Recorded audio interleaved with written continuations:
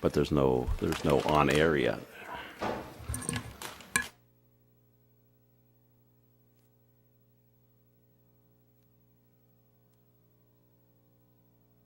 Okay, now we do have a quorum, so we will get underway. Welcome. My name is Ted Tucker. I serve as president of the Planning Commission. Joining me today are Commissioners Kronzer and Brown, Lipke Peer, Gisselman, Slack, and Forney. At this time, please be sure that all your electronic devices are turned to silent. First item of business is to approve the actions from the meeting of June 26, 2014.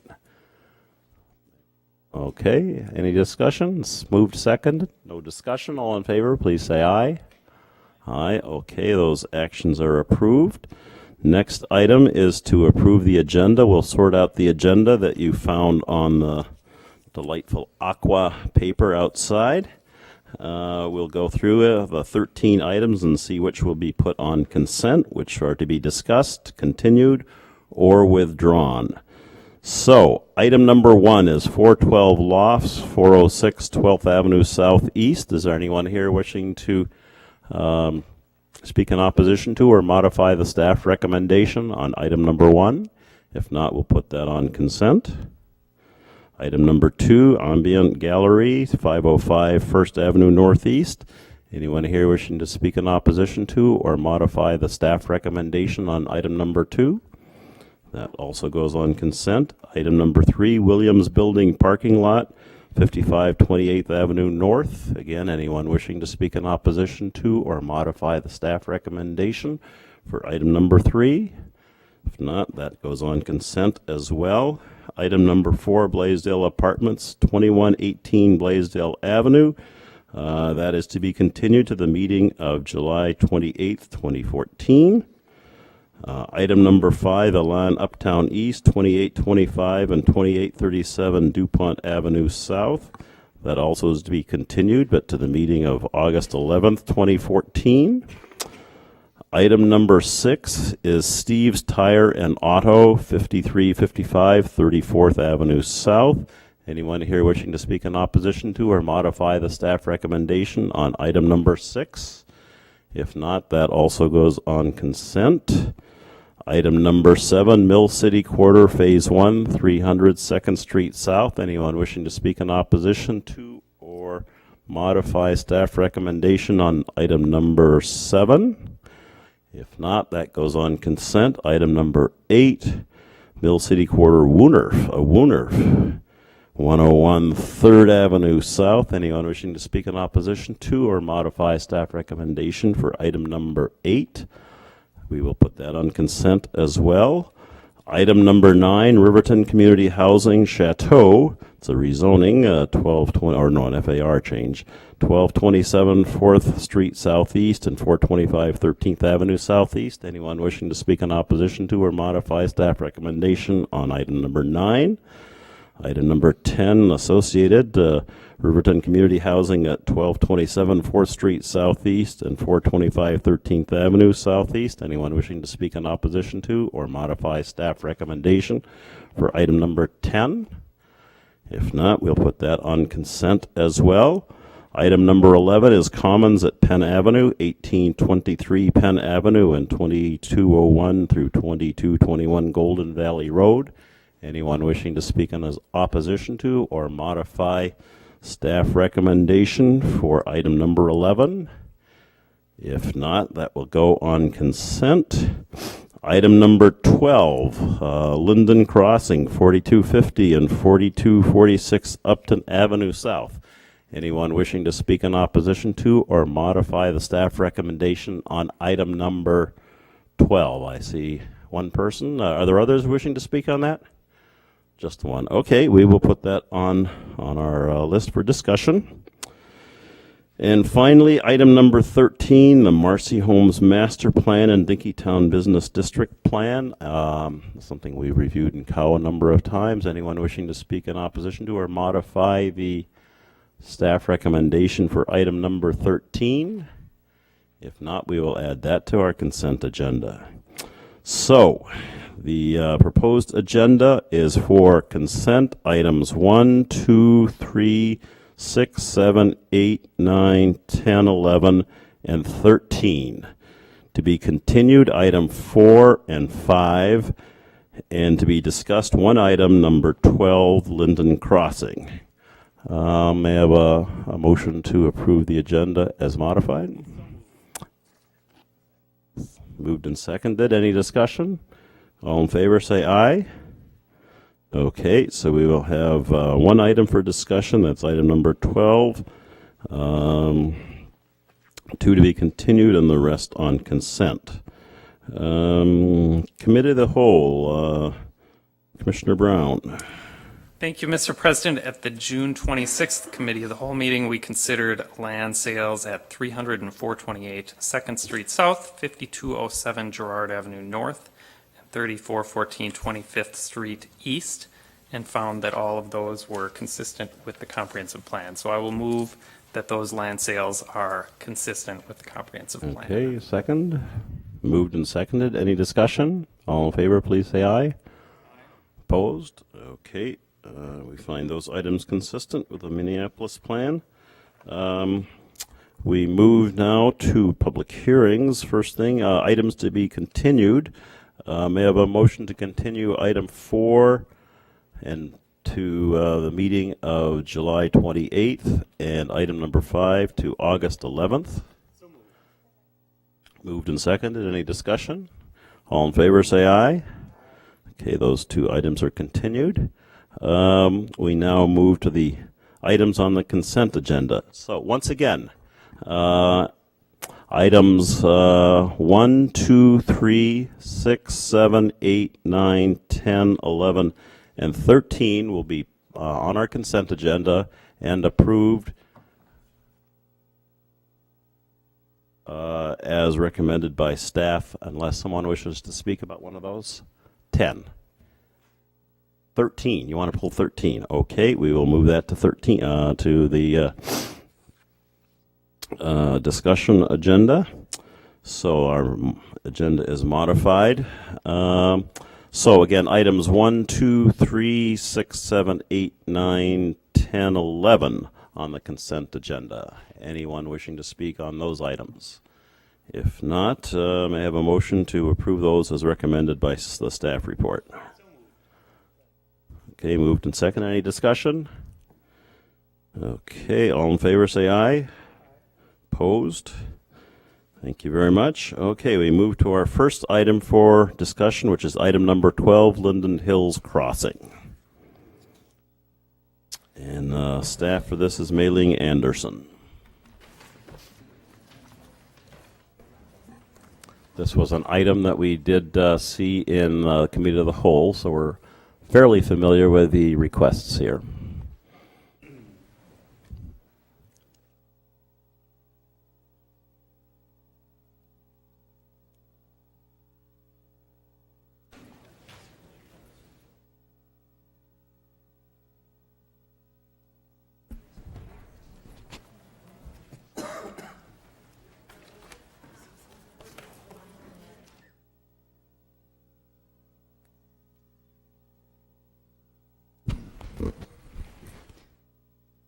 Good evening, Commissioners.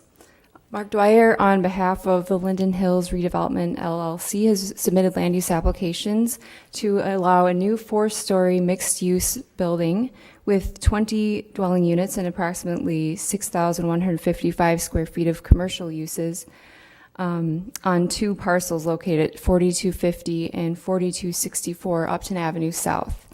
The site is located in the C1 neighborhood commercial district and the Linden Hills Overlay District. The applications required for the project are a conditional use permit to increase the permitted height in the C1 district from 3 stories or 42 feet to 4 stories or 56 feet. Also, there are 2 variance requests to reduce the north side yard setback for the building.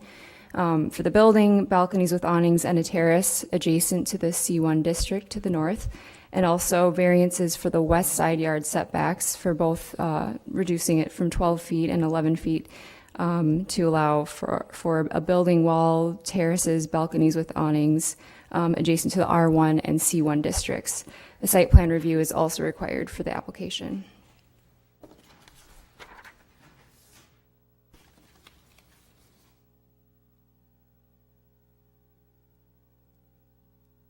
The site is located at the northwestern corner of West 43rd Street and Upton Avenue South, and it's within a designated neighborhood commercial node.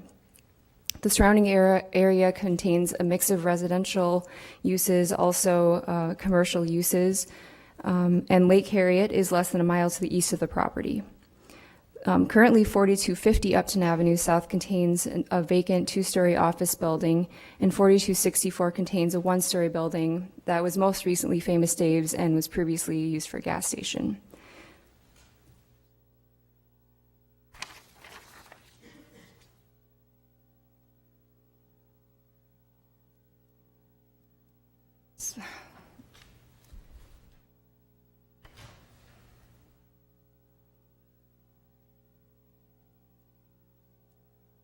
So pictured is the site plan.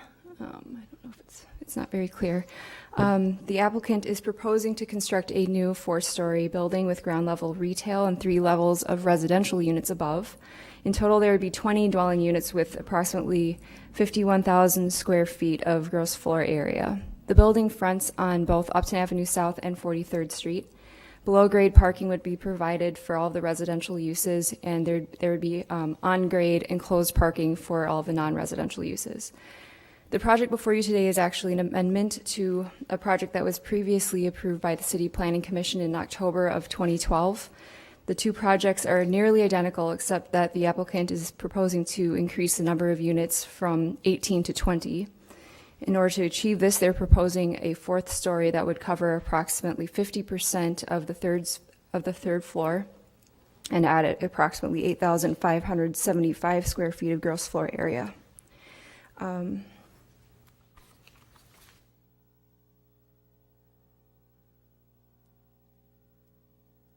This is a rendering of the proposed project.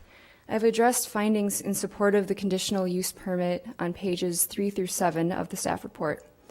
In summary, the surrounding area contains a range of building heights and has varied topography, which puts the subject site essentially in the middle of a valley, even at 56 feet above the adjacent grade. The proposed development's height of 56 feet would be consistent with the height of other buildings within the commercial node. Granting the conditional use permit to add 14 feet to the permitted building height in the C1 district would not have a negative impact on the surrounding properties, not in the least because the 4th floor covers the middle 50% of the 3rd floor and would be stepped back from the edge of the building by a minimum of 12 feet on all sides. The setback from the building edge would help to minimize the impact of shadowing on adjacent streets and adjacent residential uses. This typology is also consistent with the policy guidance from the recently approved Linden Hills Small Area Plan. The project features are also consistent with the comprehensive plan policies and goals for neighborhood commercial nodes, multifamily housing, and pedestrian scale design. Staff is recommending approval for both variance requests to reduce the setbacks along the north and west sides of the property, which have minimum yard requirements of 11 feet adjacent to the C1 zoning district and 12 feet adjacent to the R1 district. The findings for both variances are located on pages 7 and 8 of the staff report. The applicant is not requesting alternative compliance for any site plan review standards. Staff is recommending approval with conditions, and the applicant has agreed to the conditions of approval listed in the staff report. Since the printing of the report, staff has received 257 additional comments, which should be in your packets tonight. 7 of these express support for the project, and 249 express opposition. The most common concern of those in opposition is regarding the applicant's request to increase the building's height from 3 to 4 stories. I'm here to help answer any questions along with the applicant. Okay, let's see if at this point commissioners have any questions for staff. I don't see any. Thank you very much. Okay, with that, we will proceed to the public hearing. I would like to hear first from the applicant. Remember, we have applications, it's not a rezoning, it's a CUP for height of building, 2 variances, and a site plan review. So let's try to keep our conversation towards the applications in front of us. Thank you. Thank you very much for having me. We have already a 3-story building that's approved. So I'd first quickly like to emphasize what this is, and then secondly, what it is not. We have a 3-story building approved. We are proposing to add units on the roof that cover 50% of the roof. The roof is 17,000 square feet, and we think this is a good use for this roof space. Not only does it create housing without tearing down neighboring homes or area destructing area green space, it's done in a manner that is scaled back per the suggestions of the small area plan. My recollection is that we've worked very hard, I want to say, since submitting this application to get this accurate information out to neighbors. We've had a meeting in front of COW. We've had articles in the Southwest Journal. I had a meeting with my neighbors at the park last week for about 2.5 hours, where we talked about the changes in our proposal. Of course, everybody's been notified through the other channels. Up until Saturday, I think there may have been about 12 letters that came in with concerns or even maybe some supporting the project. On Saturday, a letter was sent out by the neighbors who call themselves Linden Hills Neighbors for Responsible Development. And the letter would have any reader believe that this, in effect, is a case of a developer going back, and I think the language was taking siege of our commercial node, once again coming back and requesting a building that I had requested 2 years ago and was turned down. That was a 5-story building. And so that, I think, is my next point, is just to emphasize what this is not. This is not that project. That project was known as Linden Corner. It was twice as big in gross square footage. It had twice the retail, 2 times the parking spaces. These are all approximations, but they're close. That building was 59 feet and 5 stories. It extended another 60 feet to the north. We had an additional 3 lots in the assembly for that project. This project is 2 lots. I think that letter caused a lot of concern to people. The other information we had pushed out had only generated 12 responses, but that letter, and in my view, the misinformation in the letter, generated another, as you said, Mailing, 100, what was the total? 250 responses. So I think when the information is put out there accurately, my sense is the neighborhood is okay with this addition of housing to the roof.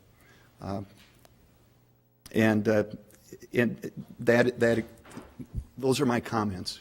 Okay, thank you. For the record, we need your name and address. Oh, I'm sorry. My name is Mark Dwyer, D-W-Y-E-R, with Linden Hills Redevelopment, and I live in Linden Hills. I've been there for 20 years. So that address is? 4632, I'd rather not say, no. All right. 4632. Give your business address. Unfortunately, it's the same, 4632 Washburn Avenue South. We do That's like to just have fine. real people speaking. Okay, let's see if there are any questions from commissioners. Commissioner Gisselman? Yes, Mr. Dwyer, I was curious. You mentioned some misinformation in this letter, and I wondered, it sounds as though staff has pointed out to us that most of the comments related to the height of the building, and I was wondering if you could tell us, was there anything in the letter regarding the height of the building? The letter stated, Commissioner, if I recall, that this building height was the same as the prior submittal that was turned down. So that would suggest that we were asking for a building that was 59 feet and 5 stories. That was I think, the impression that would have been left with the reader. Thank you. Other commissioners have questions? Mr. Dwyer at this point? I don't see any. Thank you very much.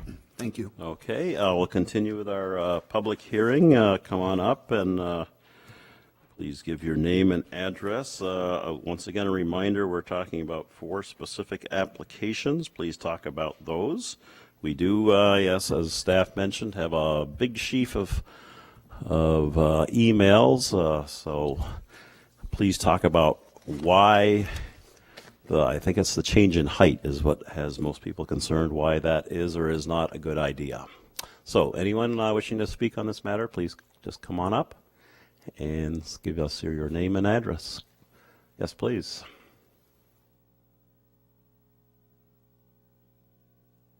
My name's Cordy Reinhold, and I own the property that's directly across the street, 4289 Sheridan, and I also own the property that is north of this development. And I have a lot of good things to say about this development, but I don't think that it is consistent with the area plan to change it at this point.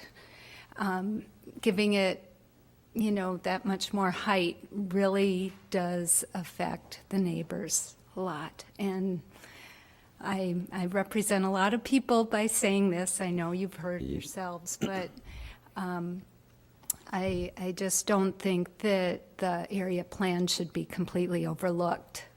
Okay, I think Commissioner Lipke-Peer has a question for you. Yes, can you elaborate on exactly how it's going to affect the neighbors? Well, it affects the light in the neighborhood. It affects the, just the area. I mean, the business area does not have tall buildings in it, as tall as this would be. And if you were to see the business node, you'd see that this is a big change. And the area fully supports the 3-story development, which it is a big change also. But I really, think taking it to another level is a real compromise for our neighborhood. Okay, any other questions? I don't see any. Thank you very much. Others wishing to speak on this matter, please come on up, give your name and address. Anyone else? Anyone else? I don't see anyone else wishing to speak on this. If not, I will close the public hearing. Commissioners, we do have these 4 applications in front of us. CUP for height of building, 2 variances, and the site plan review. What is your will? Commissioner Brown? Yeah, I would like to make a motion, and I will move staff recommendation to approve items A, B, C, and D. That's the conditional use permit, 2 variances, and site plan review. Item A has 1 condition. Item D has 4 stated conditions. Okay, that's moved. Do we have a second for that? Moved and seconded to approve all 4 per staff recommendation. Commissioner Gagnon. Gagnon. Thank you. Yeah, thanks. So I have a question about someone getting approval for a 3-story project and then coming back for a variance for the height. How common is that? So It's you a already, CUP, not a variance, just to be okay, technical. So getting a variance for the height when you already have approval to build something 3 stories and then coming back again, is that common? I would actually defer to Mr. Wittenberg for this question. Commissioner Gagnon, I don't recall a lot of precedents for the specific example, but certainly we've seen projects come back before this body with multiple changes, 4 or 5 times or more, with changes that have included increasing the bulk significantly from previously approved versions before being built. Yes, absolutely. Commissioner Lipke-Peer? I also have a question for staff. Can you refresh my memory in regard to the small area plan for this neighborhood in terms of where they were planning to concentrate density so we can kind of grow the city sustainably? I can't remember if it's far from this node or if it was around this node or where exactly it would be. My understanding is that it'd be near this node, but I am not sure if there are other specific references to where that should be concentrated. Commissioner Bender? Could you clarify how far in feet the fourth story is set back from the edge of the building?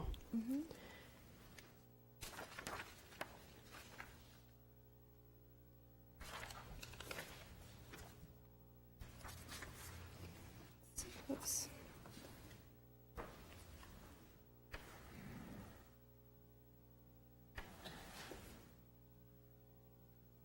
So I believe the closest it would be this dimension here, and that's 12 feet, and everything else would exceed that dimension. Okay, commissioners, any other discussion? Motion to approve all 4 applications? I don't see any more discussion. Clerk, please call the roll.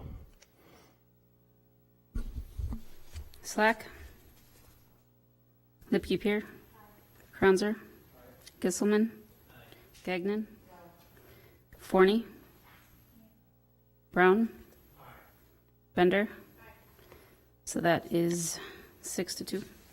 Okay, those 4 are approved per staff recommendation. Thank you very much.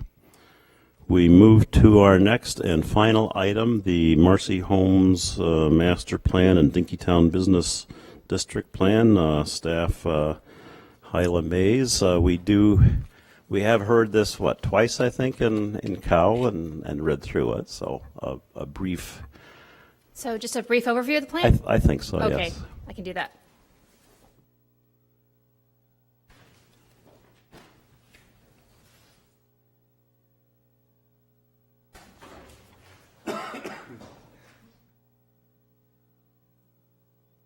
Do I zoom out, or does it zoom itself out? This is just a really brief overview of the differences between the 2 plans. As you realize, we are been working on 2 parallel processes for the small area plans for the Marcy Homes neighborhood and the Dinkytown Business District, which is entirely within the Marcy Homes neighborhood. The Marcy Homes plan, which is in place right now, and its city policy was adopted in 2003. This plan updates that, refreshes the vision based on the neighborhood's leadership and guidance for the community. It focuses on opportunities for growth, livability, walkability, pedestrian orientation, and just generally making the neighborhood function well for those people who are there and people who are moving to it. The Dinkytown Activity Center, which is within the neighborhood on the eastern boundary near the University of Minnesota, had its own planning process. This was really to sort of focus in depth on the business district issues there, which are unique and distinct from the neighborhood issues. This process was led more by city staff in association with the business district stakeholders. It is both are compatible and consistent with one another and were conducted on parallel tracks.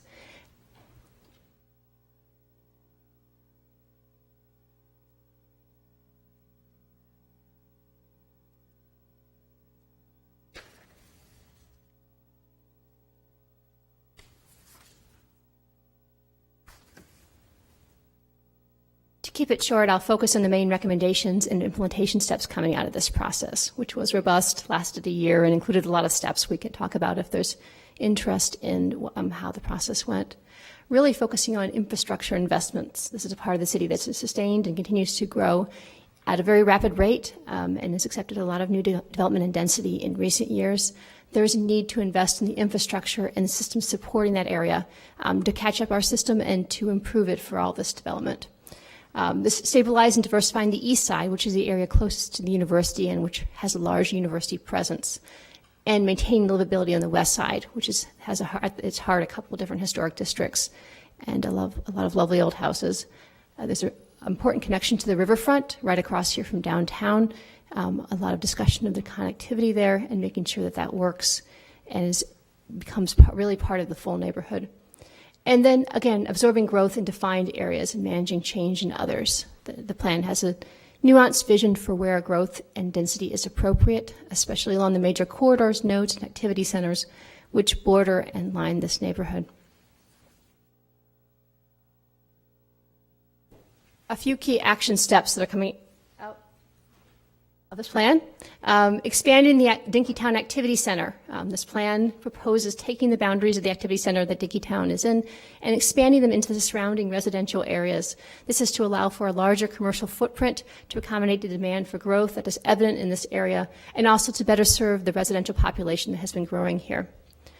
Working to improve the major streets that run through here. University and 4th are state, in some places county roads. They function as major collectors and major arterials, actually, for the system. They are also neighborhood streets where people live and walk and bike, and they need to work better for the community there. Creating a business development system in place to support the Dinkytown commercial node. That is definitely a priority in this plan, as well as the industrial area to the northern edge, which people don't often know is in Marcy Homes, but it's included as well. There's guidelines for construction, remediation, and development, making sure that we're creating a place that's consistent with the fabric of the area, and really participating actively in the central riverfront planning issues that are in that particular part of town. And I can refer to more of those later, but there's a central riverfront master plan underway that overlaps with this neighborhood and all other central riverfront neighborhoods. In addition to this, there is a parallel process in the Dinkytown area, a historic district designation study that is looking in more depth at the district designation issues in that area.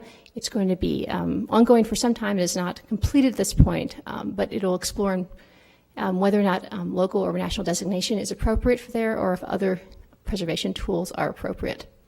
And one here not mentioned, but I should certainly mention that's important to the neighborhood, is a close look at the many different possible solutions for managing parking. There's parking demand in excess in all sorts of different ways in this neighborhood, and we approached a number of traditional and creative strategies to mitigate that. So that, in a nutshell, is the plan. Any questions? Commissioners, questions? I don't see any. Thank you very much. Okay, at this point, I'll open the public hearing. I don't know if the neighborhood wants to say anything about their plan. Come on forward and maybe the process and who all was part of this. Okay, I can speak to that. My name is Robert Stobleski. I live at 222 2nd Street Southeast, and I had the honor, I guess, of chairing the steering committee for the last 15 months that developed the master plan. Because Hyla was so short, I will try to be short too. I think that some of the major features of the plan, in addition to all the open meetings we had and all the focus groups and all the discussions, that Marcy Homes does not lack for people who have opinions about what should be done. And so it was a very vibrant process that I certainly enjoyed and found out and learned a lot from. I think that a lot of the discussion was around supporting the city's plan for growth. As Hyla mentioned, the neighborhood has grown from 9,000 people in the 2000 census to 10,000 people in the 2010 census, and we've approved 2,500 units since then. So growth is something that's not foreign to us.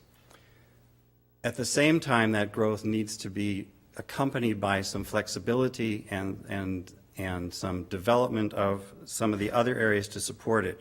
So specifically, we want to preserve the character of Marcy Homes while all this growth is happening. And as you've seen, there are these 5 different character areas that we developed because there are such different needs in the various parts of the neighborhood.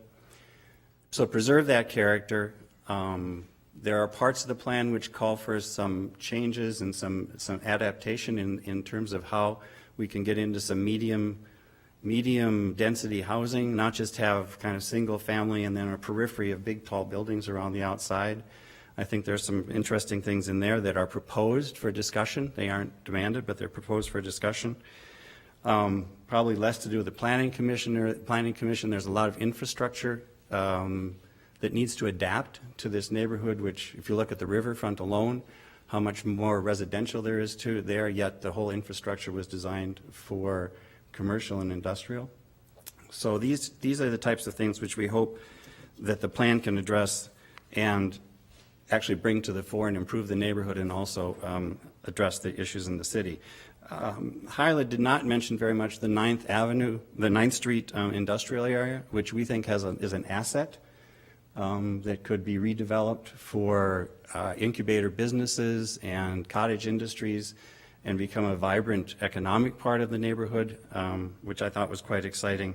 And then, of course, we want to maintain the riverfront and the access to it. And I understand there's a lot of overlapping jurisdictions along the riverfront, but basically the neighborhood's view is that it's something, it is a gem to be protected, and it's something that we also want to improve both the walking access for the neighborhood, but also the through access for bike trails and paths and so forth.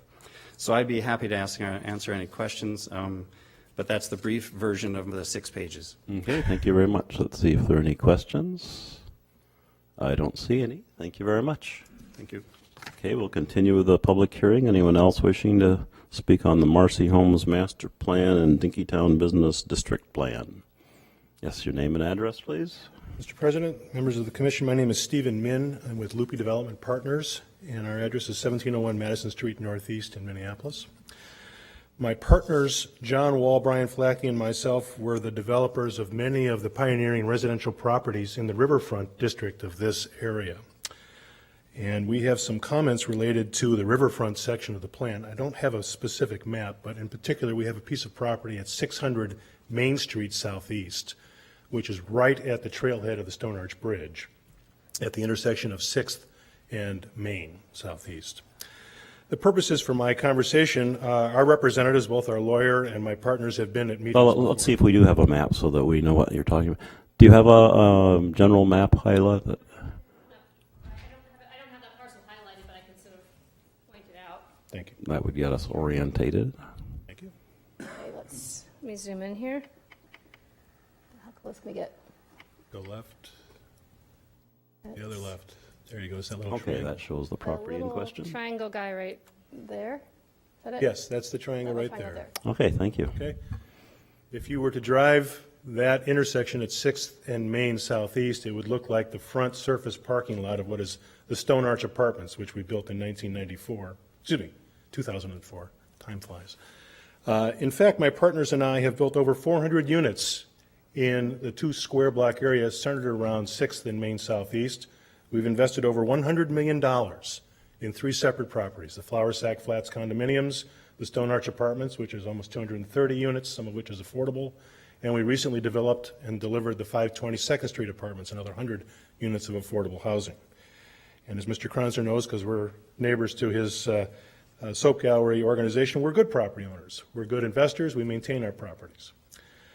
Our problem, and what we ask for your assistance today, is that despite our recent public comments, both at the neighborhood level hearings and in prior hearings on this topic at input level, we don't believe the staff has adequately responded to our concern, which is the land that we own at 600 Main Street is privately owned, privately held, and we have no intent of selling the land for the purposes of a park. Yet the staff has not responded to our comment. John Wall made the comment in 5/18/14 by email. Staff's response to Mr. Wall's rather on-point comment was that staff has added language that the area within the regional park boundary is guided long-term for a park per the Metropolitan Council's Regional Park Policy Plan. Well, that's true. That's a true statement.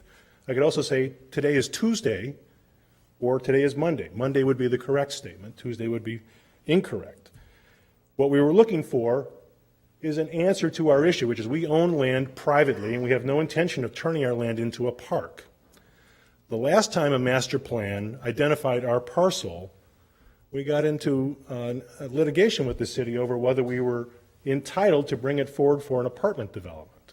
We don't want to go through that fight again. We ask for your help to identify this parcel as privately held, and unless we're a willing seller, you'll only develop parkland on public lands that are acquired from a willing seller. Now, this report identifies 3 other private property owners: Metalmatic, W.D. Forbes, and the University Steam Plant. Now, we are not on the riverfront. The steam plant is, and we're right behind the steam plant. We would like the same protections afforded by these specifically named private property owners to identify that our parcel is privately owned at 600 Main Street, properly zoned for development. It is in the I-2 zone with the ILOD overlay, and that if we wish to develop it, this adoption of this plan is not an impediment to doing that. Otherwise, there is a cloud on our property, and we're asking you not to put a cloud on our property about whether we can develop it or not. I'd be happy to take questions. Okay, let's see if there are any questions on that. I don't see any. Thank you very much. Thank you.